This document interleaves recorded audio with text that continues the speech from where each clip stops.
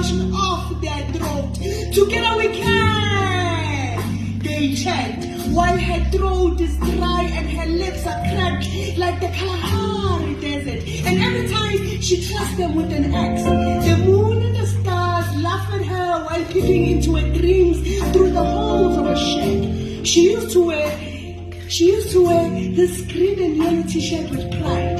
When she spoke of a vote in 94, hope oozed with glee. A choir of praise filled her tongue to sing with pride to people's ears, reminding them of promises of democrats. But today, she wipes her tears and fills the holes inside of a shed with the same rally t-shirt, because that's the best service delivery the government can give.